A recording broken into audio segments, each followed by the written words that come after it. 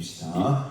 하나님 아버지, 은혜를 참으로 감사드립니다. 오늘도 이렇게 복되고 거룩한 주일 또 오후 예배 하나님 은혜를 사모하며 또 주의 보좌 앞에 드리며 나아갑니다. 하나님 이 예배를 주께서 받아주시고 또 이곳에 임하여 주시고 하나님의 은혜를 경험하는 복된 시간 되도록 주님 역사하여 주시옵소서. 우리가 함께 또 새 찬양으로 주님을 찬양하며 나아갑니다. 우리의 찬양을 받으시고 우리가 찬양할 때에 하나님의 은혜를 충만히 누리는 복된 시간으로 삼아 주옵소서. 감사드리오며 예수님의 이름으로 기도드리옵나이다.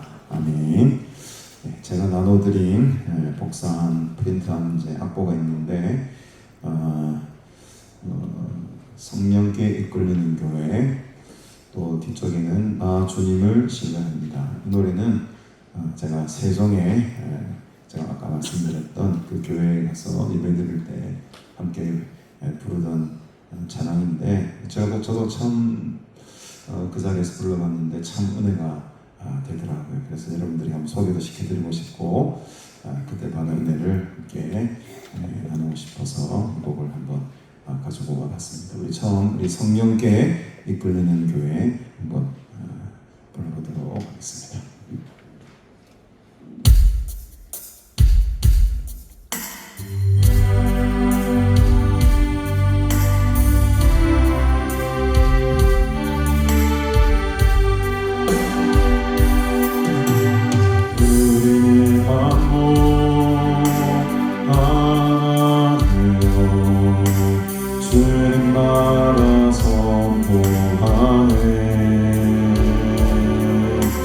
택하신 백성 거룩한 나라 아름다운 주 높이리.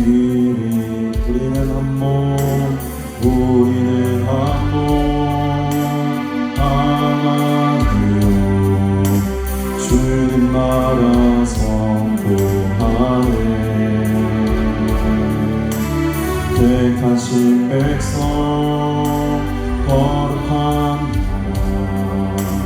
나라 아름다운 주 높이리.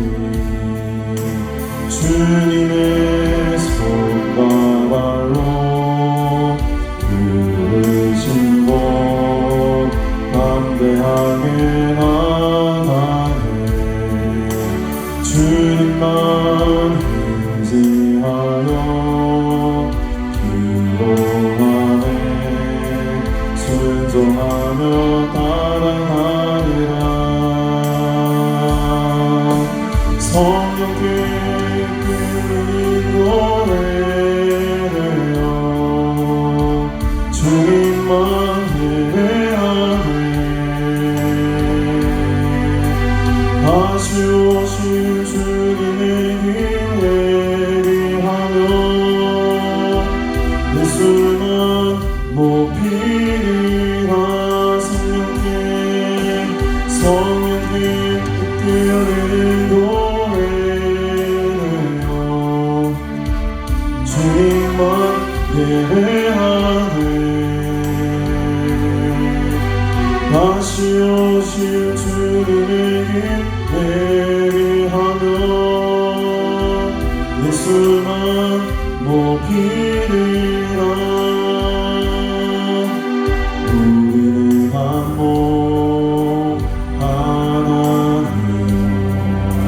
주님 나라 선포하네.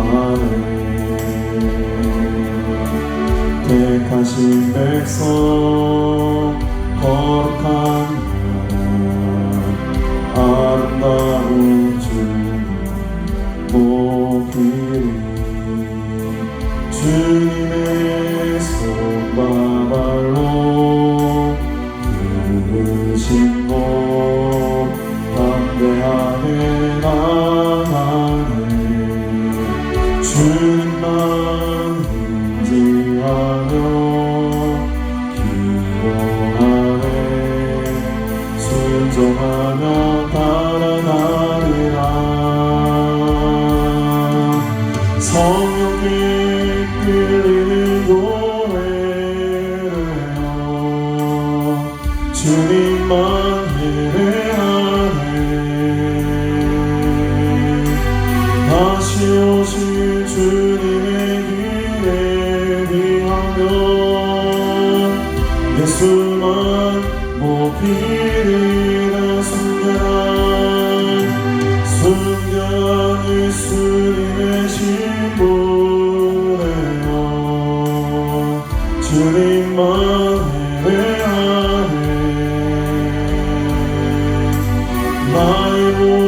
것 되시는 그리스도 예수만 높이리라. 우리는 한 몸 하나니요 주님 나라 선포하네. 택하신 백성 거룩한 나라 아름다운 주님 높이리니 주님의 손과 발로 부르시고 담대하게 나가네. 주님만 의지하여 기도하네. 순종하며 따라가리라. 성령께 이끌리는 노래여 주님만 예배하네. 다시 오실 주님의 길 예비하며 예수만 높이리라. 순결한 예수님의 신부되어 주님만 예배하네. 나의 모든 것 되시는 그리스도 예수만 높이리라. 성령께 이끌리는 교회여 주님만 예배하네. 다시 오실 주님의 길 예비하며 예수만 높이리라. 순결한 예수님의 신부되어 주님만 예배하네. 나의 모든 것 되시는 그리스도 예수만 높이리라. 다시 한번 성령께 이끌리는 교회여 주님만 예배하네. 다시 오실 주님의 길 예비하며 예수만 높이리라. 순결한 예수님의 신부되어 주님만 예배하네. 나의 모든 것 되시는 그리스도 예수만 높이리라. 내게 유익하던 것을 다 해로여기래. 구주를 위하여 모두 다 버리니 것을 잃어버려도 나답지 않으니 예수를 아는 지식이 가장 고상함이라. 신뢰하지 않고 겸손한 마음으로 구하네. 능력과 은혜에 참여하며 죽으심을 본받아 그리스도를 얻고 예수의 안에서 완전되려 하니라. 교회를 향하여 그리스도 예수 안에서 푸른 해산을 위하여 달려가노라.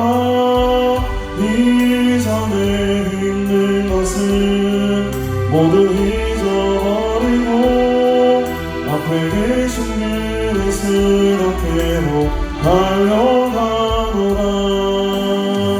본때를 향하여 그리스도 예수 안에서 구름의 삶을 위하여 달려가노라.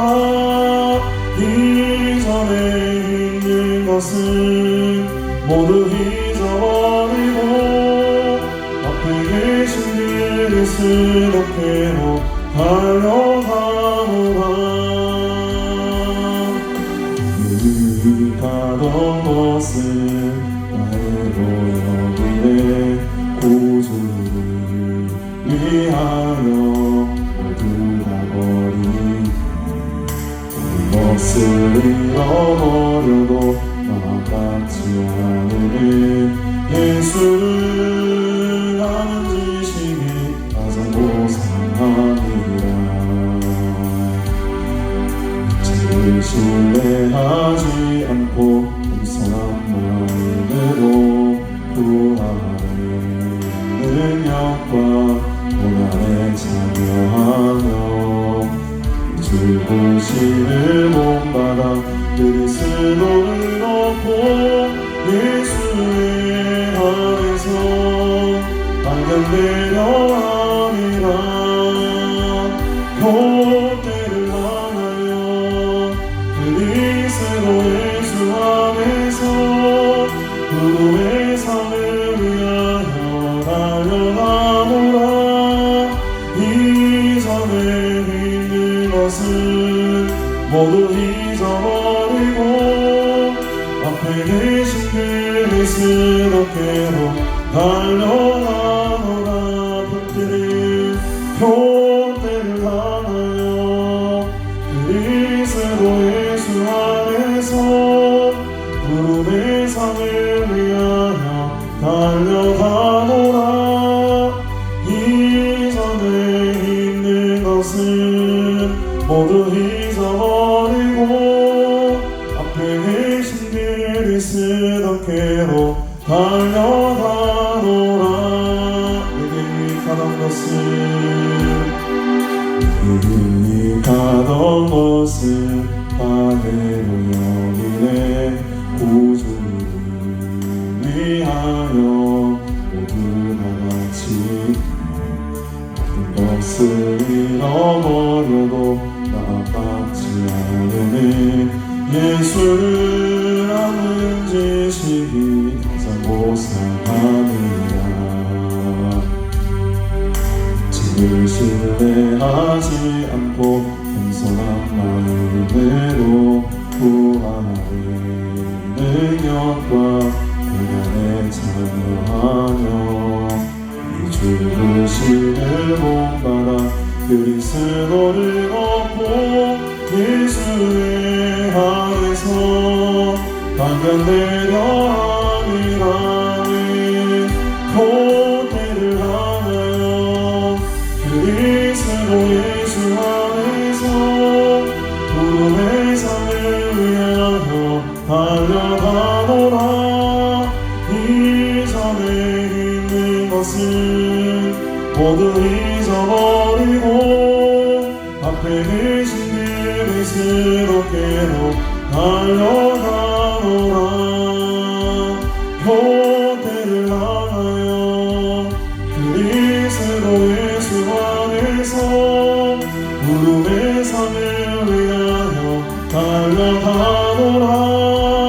이전에 있는 것은 모두 잊어버리고 앞에 계신 그리스도께로 다시 한번 그때를 향하여 본때를 향하여 그리스도 예수 안에서 구름의 삶을 위하여 달려가노라.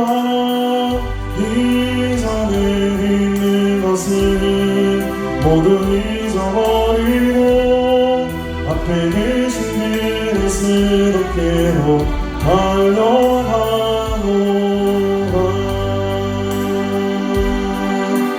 나 비로소 비로소 이제 깊고 넓은 바다간다. 두려움에 물고 있는 내 손을 주는 결코 놓치지 않으셨다. 나 비로소 이제 폭풍우를 들고 한다. 비바람에 너는 나 약한 나를 잡아주시는 그분은 나의 주님. 주 나를 놓지 마소서. 이 깊고 넓은 바다에 내 홀로 내 삶을 향해 그치으시는 주님이시여. 나는 의지합니다. 날 포기하지 마소서. 나 잠시 나를 의지하여도 내 삶을 향해 방향을 잡아 주시옵소서.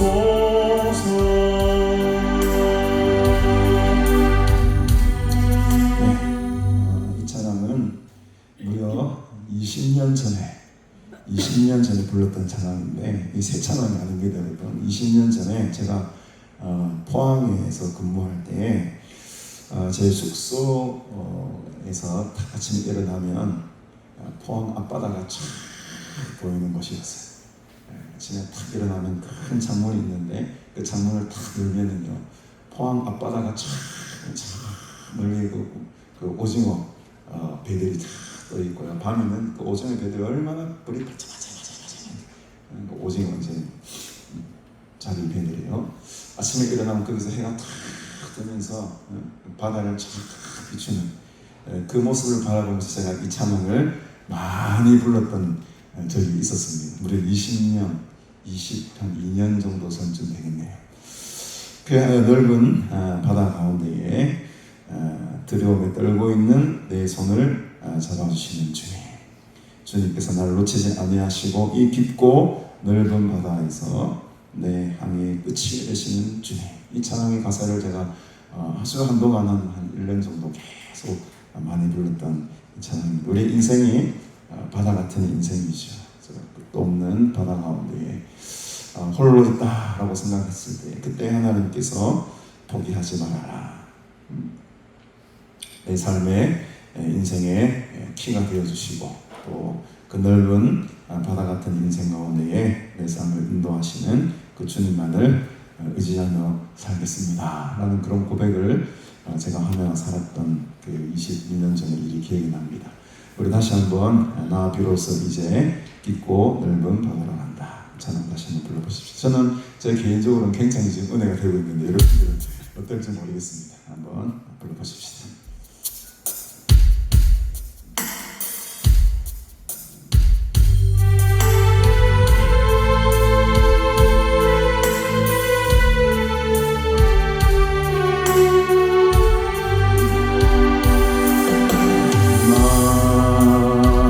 비로소 이제 깊고 넓은 바다 한다. 두려움에 물고 있는 내 손을 주는 결코 놓치지 않으셨다. 비로소 이제 폭풍우를 들고 한다. 비바람에 흔들리는 나 약한 나를 잡아주시는 그분은 나의 주님. 주 나를 놓지 마소서. 이 깊고 넓은 바다에 내 홀로 내 삶을 향해 그치으시는 주님이시여. 나는 의지합니다. 날 포기하지 마소서. 나 잠시 나를 의지하여도 내 삶을 향해 방향을 잡아 주시옵소서. 나 비로소 이제 깊고 넓은 바다 한다. 두려움에 물고 있는 내 손을 주는 결코 놓치지 않으셨다. 비로소 이제 폭풍우를 들고 한다. 비바람에 흔들리는 나 약한 나를 잡아주시는 그분은 나의 주님.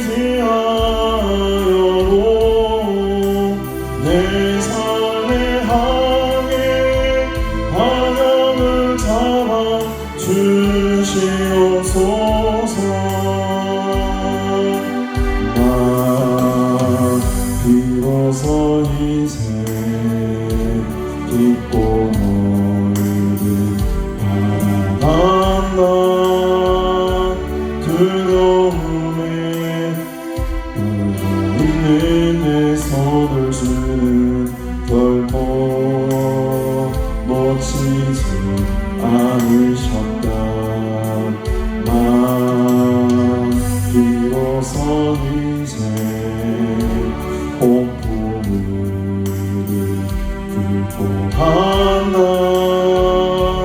비바람에 흔들리는 나약한 나를 잡아주시는 그분은 나의 주님. 주 나를 놓지 마소서. 이 깊고 넓은 바다에 홀로 내 삶의 항해 그 짐을 지는 주님이시여. 나를 의지하리라. 날 포기하지 마소서. 나 잠시 나를 의지하여도 내 삶의 항해 방향을 잡아 주시옵소서.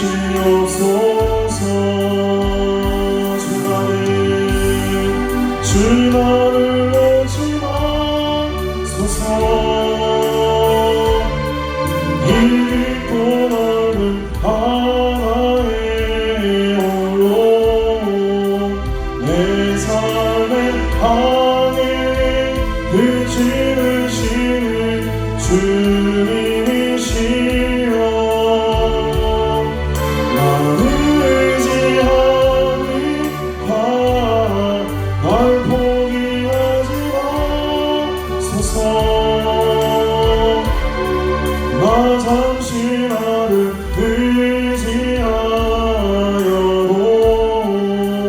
내 삶의 항해 방향을 잡아 주시옵소서.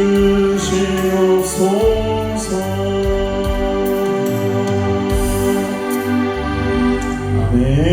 주님께서 우리를 포기하지 아니하시고 오늘도 주님의 손으로 붙들어 주실 줄로 믿습니다. 이 넓고 긴 항해 가운데에 여러분들 주님만 꼭 붙들고 가시기를 주님의 이름으로 축복합니다. 다음 곡 하나 더 남아있지만은 이것을 부르면은 여러분들이 넉다운이 될 것 같아서 특별히 반주자 전도사님이 등골에 땀이 날 것 같아서 이 곡은 다음 시간에 부르도록 하겠습니다. 연습을 좀 많이 해주시기 바랍니다. 우리 오늘 하나님의 말씀 함께 보겠는데 우리 열왕기하 오늘은 9장 말씀을 함께 보겠습니다. 옛날 생각하니까는 또 마음이 좀 이렇게 짠해지는 느낌이 듭니다. 정말 그때는 결혼하기 전이라 내 인생을 어떻게 살아가야 할 것인가, 내가 진짜 이 직장에 다니면서 이 직장을 다니는 것이 과연 옳은 일인가, 이런 어떤 굉장히 갈림길과 갈등 속에 좀 웅이 저 뒤에 앉아있는 웅이 때 나이 때쯤 됐을 것 같아요. 29살. 이때 굉장히 고민을 하면서 많이 불렀던 장인데 옛날 생각하니까 또 가슴이 찡해집니다. 우리 열왕기하 우리 9장 우리 1절부터 우리 13절까지 말씀 함께 하겠습니다. 제가 읽겠습니다. 9장입니다. 선지자 엘리사가 선지자의 제자 중 하나를 불러 이르되 너는 허리를 동이고 이 기름병을 손에 가지고 길르앗 라못으로 가라. 거기에 이르거든 nim시의 손자 여호사밧의 아들 예후를 찾아 들어가서 그의 형제 중에서 일어나게 하고 그를 데리고 골방으로 들어가 기름병을 가지고 그의 머리에 부으며 이르기를 여호와의 말씀이 내가 네게 기름을 부어 이스라엘 왕으로 삼노라 하셨느니라 하고 곧 문을 열고 도망하되 지체하지 말지니라 하니 그 청년 곧 그 선지자의 청년이 길르앗 라못으로 가니라. 그가 이르되 이르러 보니 군대 장관들이 앉아 있는지라 소년이 이르되 장관이여 내가 당신에게 할 말이 있나이다. 예후가 이르되 우리 모든 사람 중에 누구에게 하려느냐 하니 이르되 장관이여 당신에게니이다 하는지라. 예후가 일어나 집으로 들어가니 청년이 그의 머리에 기름을 부으며 그에게 이르되 이스라엘 하나님 여호와의 말씀이 내가 네게 기름을 부어 여호와의 백성 곧 이스라엘 왕으로 삼노니 너는 내 주 아합의 집을 치라. 내가 나의 종 곧 선지자들의 피와 여호와의 종들의 피를 이세벨에게 갚아주리라. 아합의 온 집이 멸망하리니 이스라엘 중에 매인자나 노인자나 아합에게 속한 모든 남자는 내가 다 멸절하되 아합의 집을 느밧의 아들 여로보암의 집과 같게 하며 또 아히야의 아들 바사의 집과 같게 할지라. 이스라엘 지방에서 개들이 이세벨을 먹으리니 그를 장사할 사람이 없으리라 하셨느니라 하고 곧 문을 열고 도망하니라. 예후가 나와서 그의 주인의 신복들에게 이르니 한 사람이 그에게 묻되 평안하냐? 그 미친 자가 무슨 까닭으로 그대에게 왔더냐? 대답하되 그대들이 그 사람과 그가 말한 것을 알리라 하더라. 우리가 이르되 당치 아니한 말이라. 청하건대 그대는 우리에게 이르라 하니 대답하되 그가 이리 내게 말하여 이르기를 여호와의 말씀이 내가 네게 기름을 부어 이스라엘 왕으로 삼는다 하셨다 하더라 하는지라. 우리가 각각 자기 옷을 급히 가져다가 솜돌 윗꽃 예후의 밑에 깔고 나팔을 불며 이르되 예후는 왕이라 하니라. 아멘. 네, 오늘 이 본문의 주인공은 예후라는 사람입니다. 예후. 이 성경에 보면 이 예후와 관련된 기사가 무려 73절에 걸쳐서 이렇게 길게 기술이 되고 있는데 이 예후가 북이스라엘의 큰 역사의 획을 긋는 인물이 되게 됩니다. 북이스라엘의 왕들은 대체적으로 거의 대부분이 악한 왕으로 평가받고 있죠. 그 많은 왕들 가운데 그나마 유일하게 이 예후 왕은 그나마 하나님의 마음에 조금 흡족한 사람이었다. 우리 뒤에 10장 우리 30절을 10장 30절에 보면 이 긴 이제 예후의 일화가 쭉 소개되면서 보면 거의 마지막 중에 이런 평가를 내립니다. 여호와께서 예후에게 이르시되 네가 나 보기에 정직한 일을 행하되 잘 행하여 내 마음에 있는 대로 아합 집에 다 행하였은즉 내 자손이 이스라엘 왕위를 이어 4대를 지내리라. 물론 31절에 보면 그러나 예후가 전심으로 이스라엘 하나님 여호와 율법을 지켜 행하지 아니하였다. 여로보암 이스라엘을 범하게 한 그 죄에서 떠나지 않. 물론 이 예후도 완벽하게 율법을 잘 지켜 행하거나 죄에서 떠난 삶을 살아갔던 사람은 아니었지만 그럼에도 불구하고 워낙 북이스라엘의 왕들이 하나같이 다 악하고 모질하고 하나님 율법에 떠난 왕들이기 때문에 그나마 지금 예후라도 하나님께 이렇게 평가를 합니다. 네가 나 보기에 정직한 일을 행하였다. 특별히 아합 집에 다 행하였다. 하나님께서 이 예후를 들어다가 이 아합의 가문들을 사들이 정리를 하시거든요. 이 일만큼은 네가 참 잘하였도다. 잘 행하여 내 마음에 있도다. 여러분들이 우리 10가지를 못해도 한 가지만 좀 잘하십시오. 한 가지라도 좀 잘해야 돼. 예후가 다른 건 또 잘 못했지만 하나님께서 주신 이 사명 아합 가문을 다 멸해라.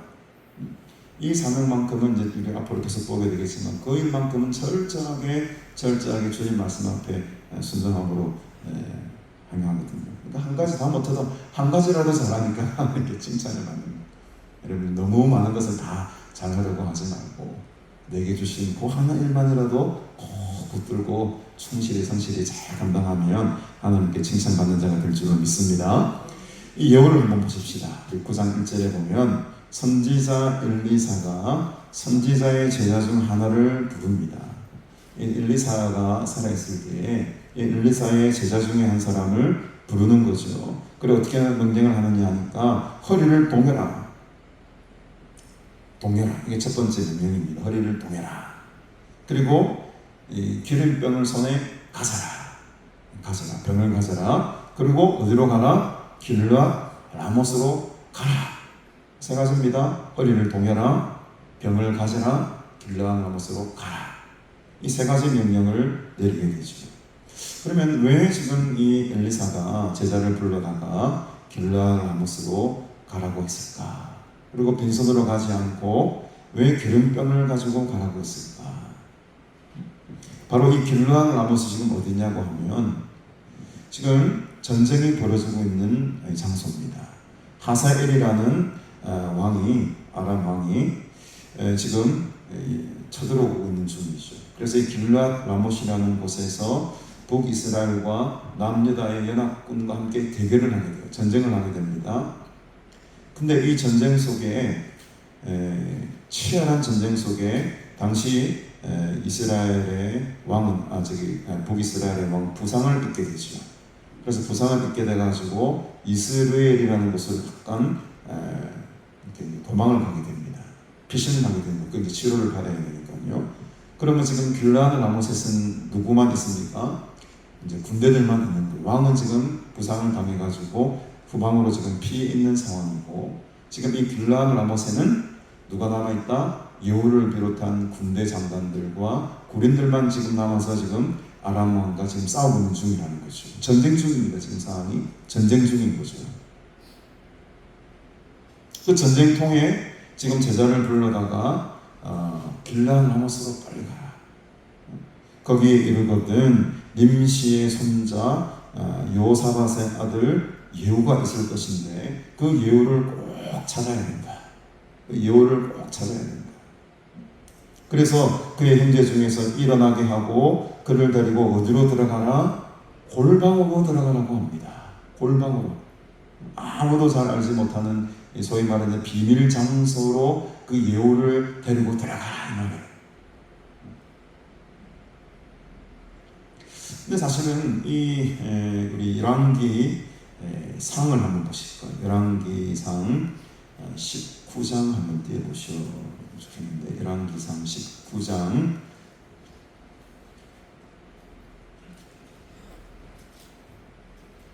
열왕기상 19장 16, 15절부터 한번 보십시다. 15절부터 보면 지금은 엘리 상황이고 엘리야가 지금 이야기하는 겁니다. 엘리야가 여호와께서 그에게 이르시되 너는 내 길을 돌이켜 광야를 통하여 다메섹에 가서 이르거든 하사엘에게 기름을 부어 아람의 왕이 되게 하라. 첫 번째 지금 임무는 하사엘에게 기름을 부어서 왕이 되게 하는 것이었어요. 그렇죠? 지금 이 아람 왕도 사실은 왕이 된 게 된 계기가 이사야가 지금 갑자기 이사야가 나와.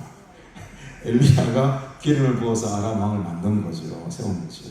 근데 이거 두 번째 명령 16절에 보니까 너는 또 님시의 아들 예후에게 기름을 부어 누구의 왕이 되게 하라? 이스라엘의 왕이 되게 하라. 또 아멜 부어홀라 사밧의 아들 엘리사에게 기름을 부어 너를 대신하여 선지자가 되게 하라. 엘리야의 마지막 때에 사명이 있었는데 그것은 첫 번째 사명은 아람 왕을 세워라. 두 번째는 예후를 통해 이스라엘 왕이 되게 하라. 세 번째는 너 후임으로 엘리사에게 기름을 부어서 너를 있게 하라. 이 세 가지 사명을 주셨거든요. 근데 이 사명이 지금 이제 비로소 열왕기하 9장에서 실현되고 있는 거예요. 이미 엘리야가 말씀했던 예언했던 하나님께서 명령하셨던 그 예언이 지금 열왕기하 9장 본문에 와서 이루어지고 있는 것이죠. 이 길르앗 라못에서 아람과 북이스라엘 간의 전쟁 속에 지금 큰 대격변이 지금 일어나고 있는 상황인 것이죠. 그래서 이 골방으로 들어가라라는 의미는 어떤 의미일까? 한번 생각해 보십시오. 왕이 지금 없습니다. 왕이 없어요. 왕은 지금 부상을 당해가지고 이스라엘이라는 곳으로 지금 피신을 가해 있습니다. 그러면 그 길르앗 라못을 책임지고 있는 사람은 누굴까요? 예후가요. 군대 장관입니다. 근데 예후를 찾아가서 만민을 보는 앞에서 막 기름을 붓고 어떻게 왕을 세운 행위를 한다? 이건 어떤 행위로 보이겠습니까?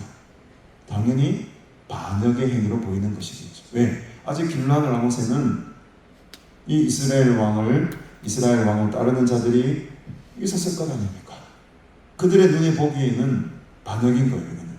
그래서 지금 이 일을 아주 극비리에 아무도 모르는 사이에 하나님의 기름 부음 받고 왕으로 세우는 이 위대한 사건을 진행시켜야 됐던 것이죠. 그래서 골방으로 들어가라고 한 겁니다. 그래서 3절에 기름병을 가지고 그의 머리에 붓고 이르기를 여호와의 말씀이 내가 네게 기름을 부어 이스라엘 왕으로 삼노라 하셨느니라. 이 말씀 어디 나왔습니까? 아까 열왕기 3 그 본문 19장 속에 이미 하나님께서 예언하셨던 말씀인 것이죠.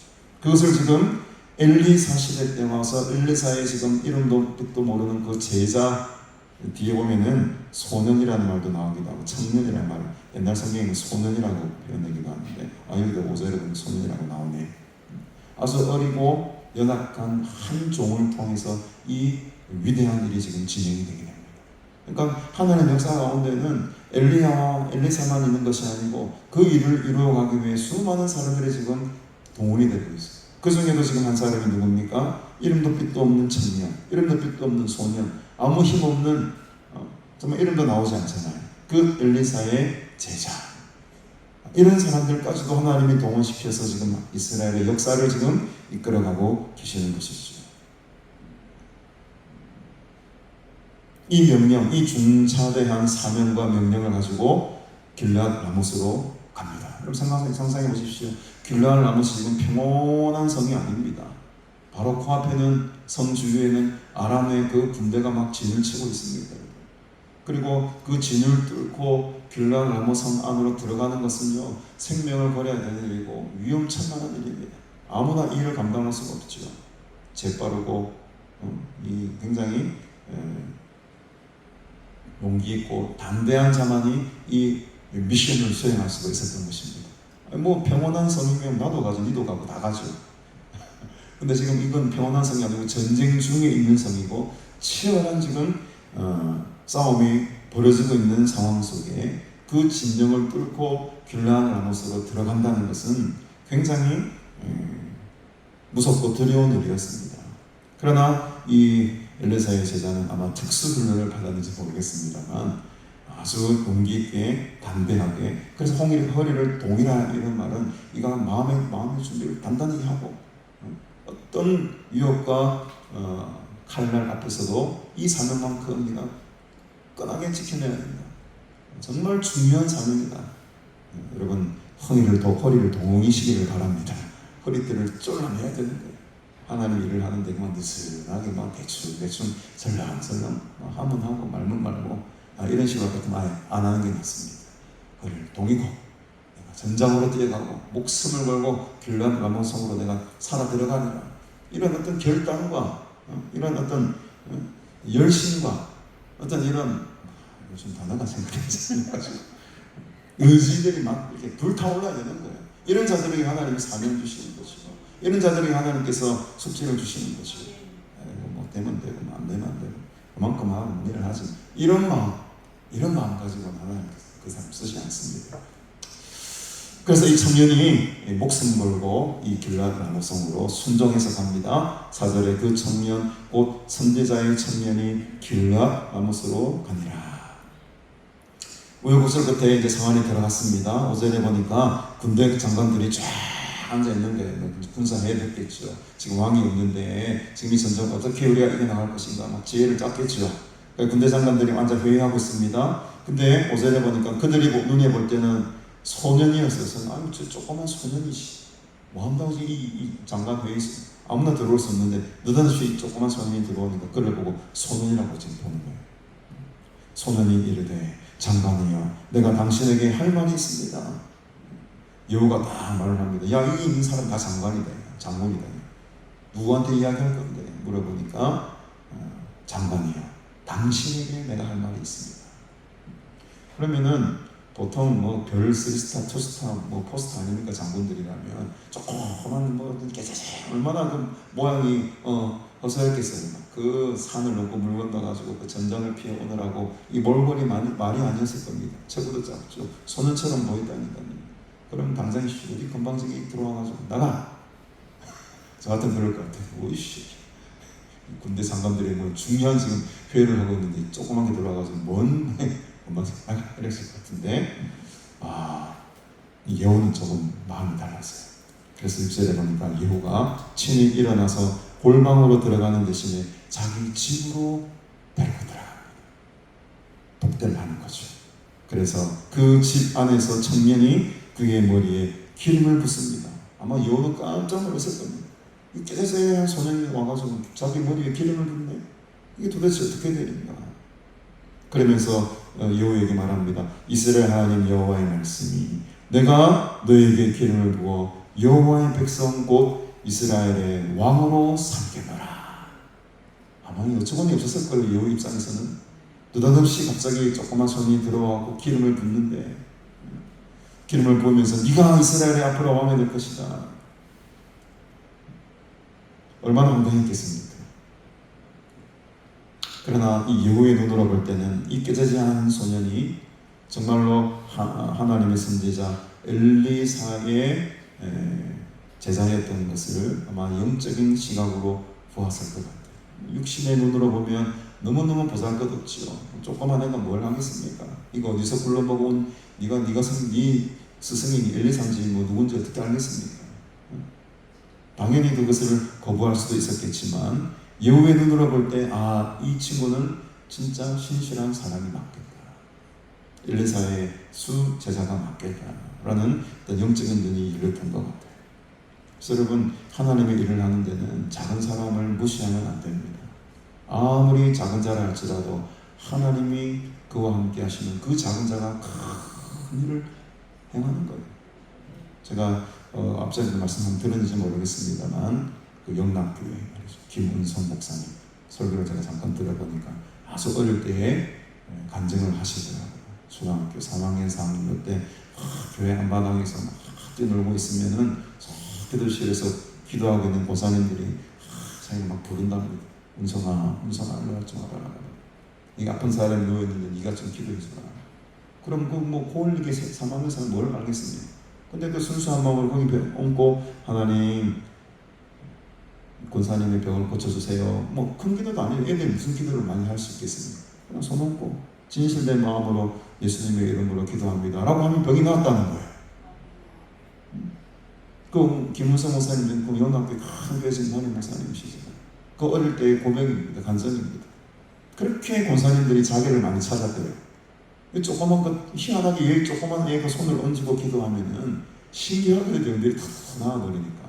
그래서 아픈 사람 있으면은 그 기도 많이 하시는 권사님이 꼭 그 은성이 좀 데려와라, 은성이 좀 데려와라.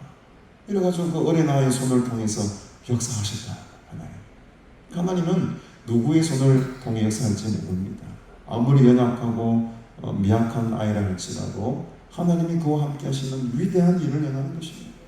저는 여러분들에게 그 하나님의 능력이 임하기를 바랍니다. 하나님의 능력이 여러분들과 함께 하시기를 바랍니다. 지금 예후에게 정말 이 어린 소년이 머리를 기름에 붓고 있지만은 사실은 어린 소년이 기름 붓는 게 아니잖아요.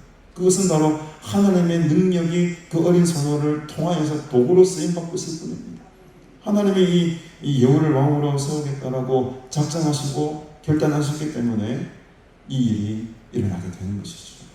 그래서 하나님의 일을 우리가 바라는 때에 내 힘으로 하거나 내 능력으로 하는 게 결코 아니라는 것입니다. 하나님께서 하시는 그 일은 하나님의 뜻대로 행하시는 것이기 때문에 어느 누구를 통해서라도 역사할 수 있습니다. 오늘 그 역사의 주인공들이 되시기를 바랍니다. 허리를 동이고 기름병을 들고 적진을 향해 이 세상을 향해 용기 있게 담대하게 전진해 나가시는 저와 여러분들이 되기를 주님의 이름으로 축복합니다. 기름을 붓습니다. 여호와의 백성 이스라엘 왕으로 삼습니다. 그러면서 큰 사명을 이 예후에게 던져주게 되죠. 아까 칭찬받은 부분이 이 부분입니다. 7절에 보니까 너는 너의 주 아합의 집을 치라. 내가 나의 종 곧 선지자들의 피와 여호와의 종들의 피를 이세벨에게 갚아주리라. 이 이세벨은 아합의 딸 아닙니까? 그리고 이 이세벨이 또 남유다로 시집을 와가지고 온갖 악한 행위를 다 저지릅니다. 다 이게 왜 이런 소리가 나냐? 그래서 이 아합 가문이 북이스라엘뿐만 아니고 이 이스벨이 남유다에 시집을 옴으로 말하면 남유다에도 온갖 우상과 모든 악한 행위들을 다 하게끔 하는 근본적인 이유가 되고 원인이 됐던 것은 바로 이 이세벨 때문이었거든요. 근데 놀랍게도 이세벨의 아버지가 북이스라엘 왕이었던 아합이었습니다. 그 우상을 섬기는 일뿐만 아니고 오늘 성경에도 나와 있지만 하나님의 종들을 수없이 찾아납니다. 여호와의 종들의 피를, 선지자들의 피를 보게 합니다. 어떻게 보면 종교 탄압을 한 거죠. 많은 사람들을 죽였습니다. 진짜 하나님의 종들을, 하나님의 선지자들을 이 아합 가문과 이세벨이 정말, 그래서 이 시대에는 제사장들을 찾아보기 힘들었다잖아요. 웬만한 선지자들 제사장 다 죽여버립니다. 하나님 섬기지 못하게 하니까. 엄청난 종교 탄압이 이루어졌던 시대가 바로 이 아합의 시대였다. 그래서 결국에는 하나님 이 아합 가문을 어떻게 끝을 내야 되겠는데, 이 끝내는 데에 쓰임받는 도구로서 지금 예후를 부르시는데요. 8절에 보니까 아합의 온 집이 멸망하게 되니 이스라엘 중에 매인자나 노인자나 아합에게 속한 모든 남자는 내가 다 멸절하더니. 보십시오. 모든 남자는 예후가 다 멸절하다가 아니고 내가 다 멸절하더라고. 항상 하나님은 하나님께서 하시겠다는 거예요. 지금 예후도 사실은 쓰이는 도구임에 또 불과하다는 거예요. 앞으로 이제 그 이후의 본문 속을 계속해서 보겠지만 예후가 어떻게 이 아합 가문을 처리하는 모습을 앞으로 보게 될 텐데, 예후가 마치 한 것처럼 보이지만 사실은 이 일은 누가 작정한 겁니까? 내가 다 멸절하다. 내가 다 멸절. 하나님이 작정하신 일입니다. 이 부분을 우리는 성경을 읽을 때마다 연두해 들어요. 사람을 존경하고 사람의 어떤 모습을 우리 본으로 삼아 따라가는 건 참 중요하지만, 그러나 더 중요한 것은 그 배후에서, 그 너머에서 함께 더 일하고 계시는, 모든 것을 주관하시는 하나님의 일에 우리가 시선을 초점 맞춰야 된다는 거죠. 결국 이 일도 지금 하나님의 작전과 계획 속에 지금 이루어가고 있는 일입니다. 9절에 아합의 집을 느밧의 아들 여로보암의 집과 같게 하고 또 아히야의 아들 바사의 집과 같게 할지라. 지금 북이스라엘은 사실은 툭툭 끊어져요. 남유다 왕국은 아들이 왕이 되고 아들이 왕이 되고 아들이 왕이 되고 이런 모습으로 흘러가게 되지만, 북이스라엘은 굉장히 그렇게 흘러가지 않고 몇 대가 지나면 또 다른 가문이 왕을 차지합니다. 또 얼마 가지 않고 또 다른 가문이 왕가를 잇게 되고 그런 패턴을 이어가게 되거든요. 그래서 여기 나오는 여로보암의 집과 같게 하라. 이 여로보암 가문이 제일 첫 번째 가문이죠. 북이스라엘을 세웠던 여로보암의 집의 가문도 사실은 얼마 가지 못하고 그 다음에 바로 누구에게로 넘어가느냐, 바로 뒤에 나오는 바사의 가문으로 왕권이 넘어가게 됩니다. 그리고 이 바사의 왕 가문도 얼마 가지 못해가지고 누구에게 넘어가느냐, 오므리라는 왕가에게로 넘어가요. 근데 이 오므리 왕가의 대표적인 주자가 바로 오므리의 아들이었던 아합입니다. 그러니까 사실은 아합 가문, 아합의 집보다도 정통성을 따지자면은 오늘 본문에 오므리의 집을 이렇게 표현해야 돼요. 오므리 왕가가 오므리 때부터 시작되었기 때문에. 그러나 오므리의 왕가를 하지 않고 아합의 집이라고 한 것은 그만큼 이 아합이 오므리 왕조 시대에 대해 너무너무 악한 일을 행했기 때문에 지금 오므리 왕조의 대표주자로 지금 기록이 되고 있는 것입니다. 이 오므리 왕가를 끝을 내기 위해서 지금 누구를 세우느냐? 바로 예후를 세우고, 이 예후 왕가가 앞으로 또 몇 년간을 통치하게 되죠. 그러니까 이 북이스라엘 역사는 계속 이 왕가가 바뀌어요. 여로보암 왕가에서 바하사 왕가로 바꾸고, 바하사 왕가에서 오므리 왕가로 바뀌고, 오므리 왕가에서 예후 왕가로 바뀌고. 왜 이렇게 바뀌겠습니까? 치열한 권력을 향한 다툼이 있었다는 게 이 증거죠. 이 왕을 차지하기 위해서 서로 칼을 죽이고 막 배반을 때리고 막 신하가 막 왕을 죽여버리고. 지금 이 예후도 마찬가지죠. 그렇게 군대 장관이 지금 사실은 주인을 지금 배반하는 것 아닙니까?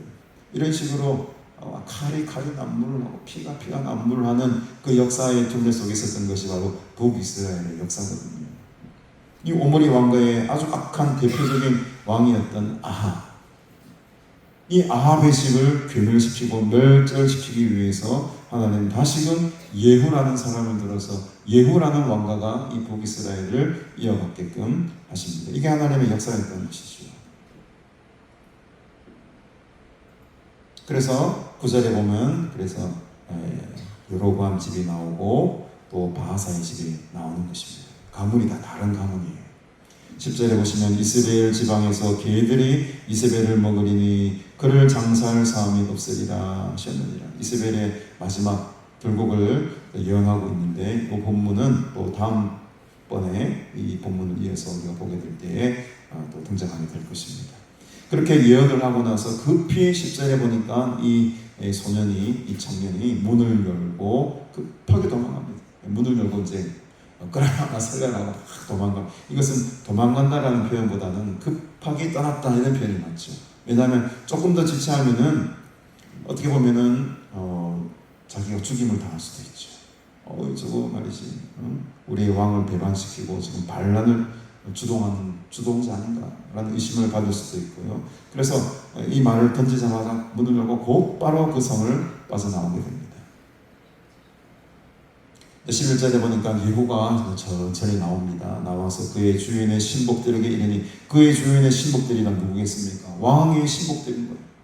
아직도 왕을 따르는 신복들이 많이 있습니다. 그의 신복들이 묻습니다. 예후 평안합니까? 괜찮습니까? 그 미친 자가 무슨 까닭으로 그대에게 왔습니까? 이 왕의 신복들의 입장에서 볼 때는 지금 이 엘리사의 제자들이 뭘로 보인 겁니까? 미친 자라고 보이는 거예요. 미친 자. 근데 여기서 미친 자라고 하지만 이 원어의 뜻을 조금 더 깊이 살펴보니까 이 미치다라는 말이 알 수 없는 말로 씨부리다 방언 같은 걸로 막 이렇게 막 말하는 사람을 보고 미쳤다 이런 표현을 쓴다고 합니다. 그러니까 미쳤다라는 말 깊은 뜻은 원래 뜻은 알 수 없는 말을 중얼거린다 이런 말. 그러니까 그 당시에 이 선지자의 제자들이 알 수 없는 말들로 말을 하고 다녔다는 거예요. 뭐겠습니까? 제가 볼 때는 방언 같아요. 방언. 그래 막 성령 은혜 받고 막 방언하면은 알아듣지 못할 말들을 하지 않습니까? 그러니까 선지자의 제자들이 이런 하나님의 큰 능력과 어떤 은혜를 체험하고 알 수 없는 말로 막 다녔는데 이 신복들이 볼 때도 알 수 없는 말을 막 다니니까 그 영적인 세계에 하나님의 어떤 세계를 알지 못하는 이 군인들은 좀 미친놈이에요.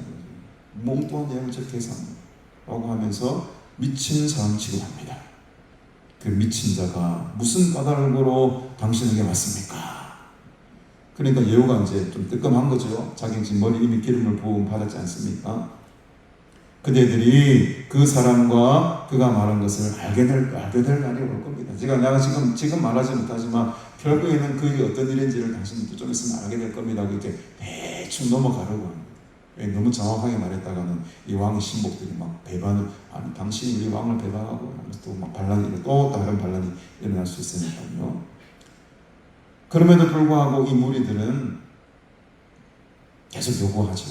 당치 아니한 말입니다. 당치 아니한 말입니다. 이 말은 곧 빨리 무슨 말을 했는지 나에게 우리들에게 빨리 보고를 해주십시오. 그랬더니 그대는 우리에게 이르라. 아니 결국 마지못해서 예후가 어렵게 이야기를 대답을 합니다. 그가 이리 내게 말하여 이르기를 여호와의 말씀이 내가 네게 기름을 부어 이스라엘 왕으로 삼는다 하셨습니다. 이 말을 듣고 아마 많은 신복들은 기가 참 놀랐을 겁니다. 근데 우리의 예상과는 다르게도 이 신복들이 어떤 행위를 합니까? 그 말을 듣자마자 우리 13절 앞에 그런 우리 성경에는 좀 번역이 생각되어 있습니다만 즉각적으로 곧바로 이런 말 들어있어요. 곧바로 무리가 각각 자기 옷을 급히 가져다가 섬돌 위 곧 예후의 밑에 깔고 나팔을 불매리되 예후는 왕이라.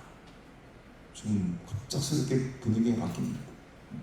자기 옷을 가져다가 급히 지금 굉장히 빠른 속도로 지금 일이 진행되고 있는데 급히 가져다가 예후의 밑에 깔았다는 건 이 옷은 자신들의 권위를 상징하는 거예요. 장군들이니까 막 군대 장관들이니까 막 갑옷들도 있고 막 그랬을 것 아닙니까? 근데 그 옷을 벗었다는 것은 내 무장 해제하겠다는 겁니다. 당신에게 항복하겠다는 거예요. 그리고 그 옷을 무려 예후의 발밑에 깔아 놓겠다는 것은 당신의 권위에 내가 완전히 다 순종하겠다는 것입니다. 굴복하겠다는 것입니다. 그러니까는 이 왕의 신복이라 할지라도 대충 지금 이 분위기가 이 정세의 분위기를 지금 읽어 나갔던 거죠. 무능한 왕, 힘없는 왕, 우상을 섬기는 왕. 그 속으로도 말은 못하지만 이들도 불만이 가득하고 있었다는 겁니다. 근데 지금 여우라는 사람, 이 길르앗 라못을 지금 굉장히 잘 방어하고 있어요. 그 어마무시한 아람 군대와의 싸움에서도 지금 단단하게 이 길르앗 라못을 지켜내고 있습니다. 리더십이 있었던 거예요. 그러니 내심 뭔가 말을 못하지만 여우 같은 사람이 참 왕이 되면 좋겠다, 이런 마음을 늘 품고 있었던 자들이었던 것 같아.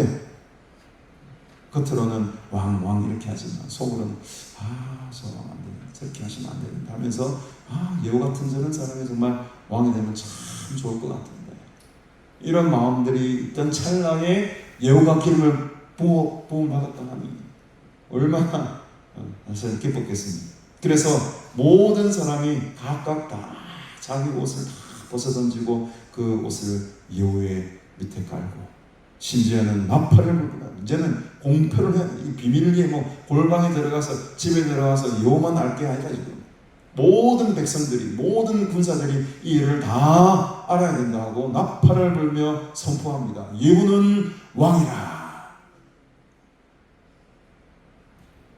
이제 한 나라에 이제 왕이 이제 두 사람이 생깁니다. 큰일 났죠 이제. 오늘 본문은 여호가 왕이 되는 과정을 바라보게 됩니다. 하나님의 계획과 뜻은 바로 여호를 왕에 세우는 일이었습니다. 그 일을 이미 엘리야를 통해서 예언하셨고, 지금 엘리사 시대에 그 일을 실제로 이루어 가시고 계시고, 또 이어지는 본문 속에 이 여호가 그 하나님의 사명을 어떻게 감당하는지 아까도 보았지만 이 일을 충실히 잘 감당함으로 하나님께 정직한 일을 행하였다, 잘 행하였다라는 칭찬을 받게 되는 왕으로 남게 됩니다. 오늘 우리에게 주신 하나님의 귀한 사명들도 분명히 있을 줄로 믿습니다. 이 시대에 우리는 하나님의 기름 부음 받은 자들이에요. 이 시대에 우리가 예후입니다. 이 시대를 엄악하게 만들고 악하게 만들어가고 있는 저 악한 세대를 향하여서 우리가 정리하고 깨끗하게 하고 청결하게 해야 될 사명이 우리에게 있다는 것을 잊지 마시고, 여호만 성령 기름 부음 받은 여호가 왕이지, 그게 아닙니다. 이제 신약 시대를 살아가는 우리도 여호와 마찬가지로 하나님의 기름 부음을 받은 자녀이다. 우리 각자에게 주신 크고 작은 사명들이 있을 텐데 이 귀한 사명들을 주님 안에서 잘 감당해 나감으로 말미암아 하나님께 복된 칭찬받는, 잘했다 칭찬받는 복된 하나님의 군사들이 다 되시기를 주님의 이름으로 축복합니다. 이번 한 주간에도 주님과 늘 동행하시고 또 하나님 은혜 가운데에 복된 삶을 누리시기를 간절히 바랍니다. 이렇게 제가 기도하고 축도함으로 오후 예배를 마치도록 하겠습니다. 하나님 아버지, 은혜를 참으로 감사합니다. 여호를 사용하셔서 또 하나님의 역사를 이끌어 가시는 모습을 바라보게 됩니다.